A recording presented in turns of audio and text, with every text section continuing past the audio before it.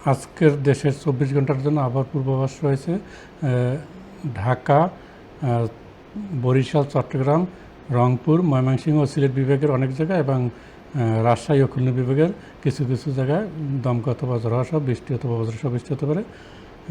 সেই সাথে দেশের কোথাও কোথাও মাঝারি ধরনের ভারী থেকে ভারী বর্ষণের সম্ভাবনা রয়েছে। বৃষ্টিপাত আগামী ২-৩ দিন পরে একটু বাড়বে, অর্থাৎ ৭-৮ তারিখের দিকে বৃষ্টিপাতটা বাড়বে এবং ঢাকায়ও বৃষ্টিপাত বাড়ার সম্ভাবনা রয়েছে ৮ তারিখের দিকে।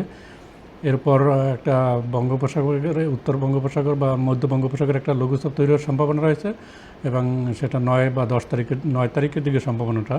এবং যখন লঘুচাপ তৈরি হবে তখন বৃষ্টিপাত কিন্তু দেশের উপরে কমে যাবে। এরপর যখন লঘুচাপটা বাংলাদেশের উপকূলের দিকে বা বাংলাদেশের আশেপাশের কোনো উপকূলে প্রবেশ করবে তখন আবার বৃষ্টিপাতটা বাড়তে পারে, অর্থাৎ ১৩ তারিখ থেকে বৃষ্টিপাতের পরিমাণটা আবার বাড়তে পারে। ৭-৮ তারিখের যে বৃষ্টিপাত সেখানে কোথাও কোথাও ভারী থেকে অতি ভারী বর্ষণের একটা সম্ভাবনা থাকতে পারে।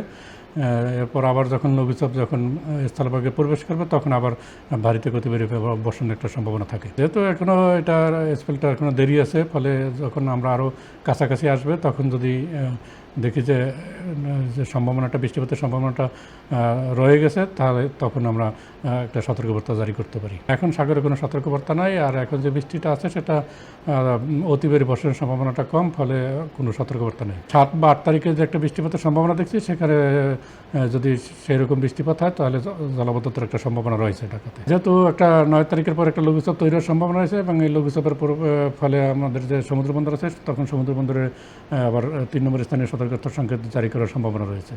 আমরা ওয়াইফাই ছাড়াই ধূপধাপ আপলোড করি, কারণ আমাদের কাছে বেশি জিবি আছে। বেশি জিবি জিতবেন মাই জিপি অ্যাপে।